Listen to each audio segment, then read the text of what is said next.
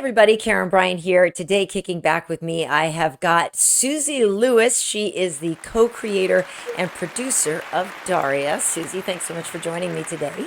Sure thing. I kind of know you, so.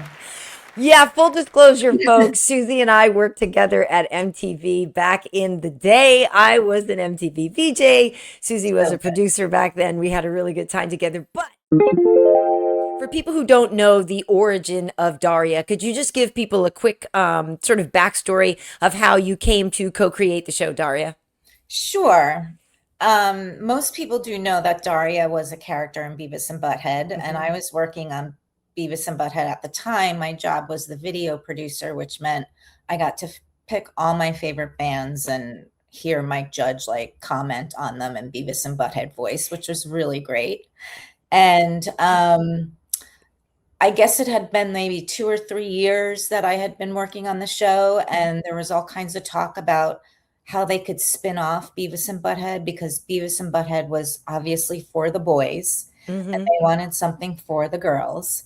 So Daria was a well-known female character in the show, and Judy McGrath at the time started talking about spinning her off, and Glenn Eichler and I like ran with that idea. We got really excited about it. We like had a pilot written and produced that and then focus grouped it. And it was focus grouped with a lot of other like MTV animation shows, and people loved Daria.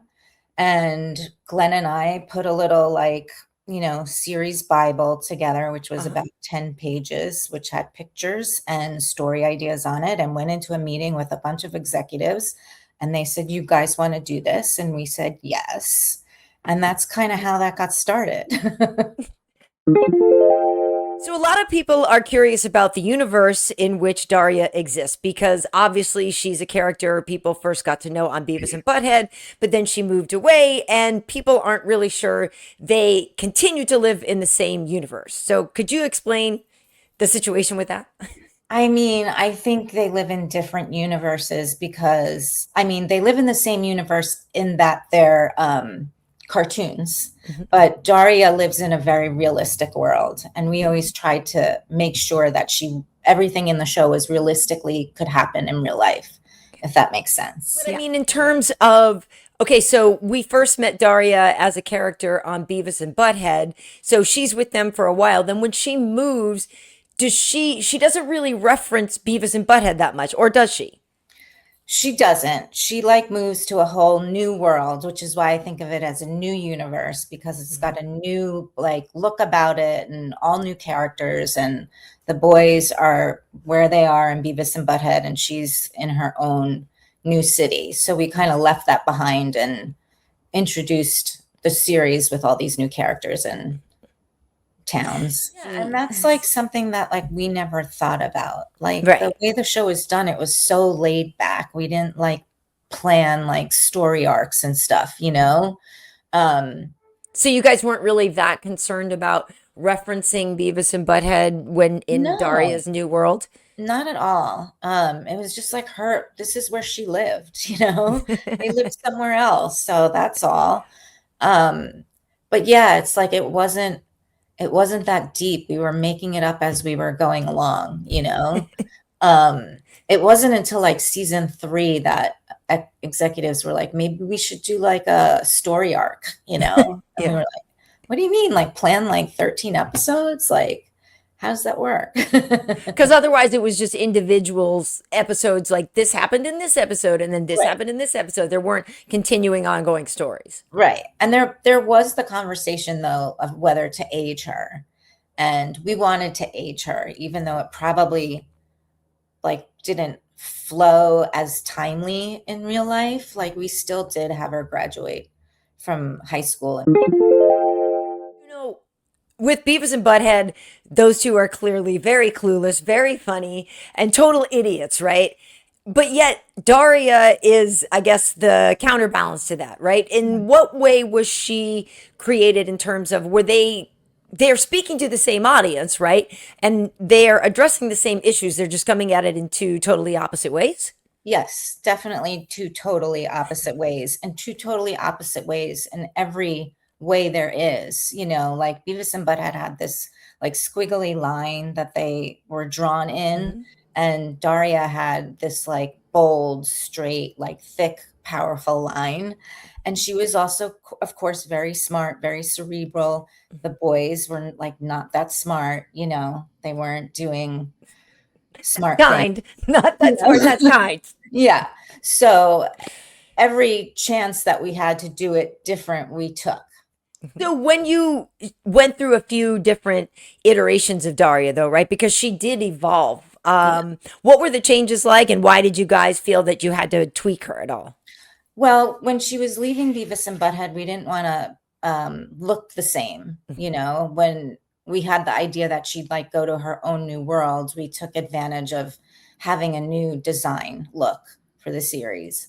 And at the time, we had so many artists, talented artists working on Beavis and Butthead, that we kind of put out like a casting call of sorts for artists to like interpret what they thought her world should be. So we got like all these submissions of like of character build outs of Mhm. Daria in different styles of animation, which was amazing. And Karen Disher, who ended up being the supervising director on the series, she's the one that originally designed the look of Daria that you see today. And she was, of course, like tweaked a little bit more, but we love the look. We do. Daria obviously has a very distinct voice, so she speaks for a certain kind of high school student, right? I was a straight A student too. I think I was pretty sarcastic too. I was not as deadpan, but I Yeah. definitely relate to a lot of the things she thinks and feels. Yeah, and I think most people that love the show feel that way. She was like a rebel in so many ways because she like said and did everything that everybody wanted to do or Yeah. wished that they had said at the time if they were in whatever situation it was. Which is maybe why people are still interested in her.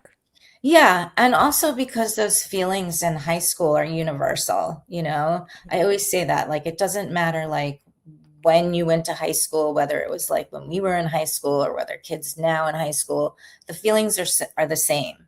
And I kind of think that those feelings like just continue through life. I Mhm. don't think they change that much because then you're like in the job and you have to worry about social situations in that sense too. So, yeah, universal feelings. A lot of people would love to still see Daria. There have been revivals of other shows. My friend is the executive producer on King of the Hill. We have seen Beavis and Butthead come back in different ways. What's the chance of Daria coming back? I don't know. It's really up to MTV. I know I would love to be involved. I'm pretty sure Glenn would love to still be involved. Um, Over the years, I have like gone back and forth with MTV and various executives about doing a reboot. Anything. The closest thing she got to a reboot was when the character Jodie was going to be doing her own spin-off series. And then that just didn't And happen. that didn't happen either. If she were to continue on in the timeline as a college student in today's age, in the day of, TikTok, in the day of political whatever, it'd Yeah. be interesting her take on life. It would be. And she wouldn't have TikTok is one thing. Right. She Right. might have an Instagram, but she probably has like one follower or something because she never posts anything. A lot of people do feel like she had like a political point of view on the show back then, and she did it very subtly. Mhm. She did it through her literature and her commenting just on the social world that she was in at the time. What do you make of all the fan art? Because people have really kept Daria alive. That's my favorite part is the fan art. That and the cosplay I love to see. I've seen people with tattoos, which is fabulous. Um, and the fan art is so good. I don't Was there anything about Daria that surprised you with maybe how well it connected with people or how, people still care about it so much? Anything about that show surprise you? Yeah, that people still care about it, that it still has life. Like of course, back in the 90s, you know, you do a show, you never think that it's just gonna like keep rolling. Like even if it's like not airing, it's still like, you know, happening and it's still out there and there's still calls to do interviews about it. And now there's podcasts to do. So I love seeing all that stuff. And that is the biggest surprise is that we're talking about it right now. For the Daria fans who are hoping for a comeback or some kind of reincarnation or some kind of something, what would you tell them? I tell them to just, you know, be vocal about it, start a movement, get on MTV's case about it, you know, anything. It all helps. Awesome. Well, thank you so much for joining me and congratulations on such a successful show. It's iconic and obviously people still care about it a lot. So hopefully we do get to see Daria come back around again. Thanks, Susie. Thank you. Bye.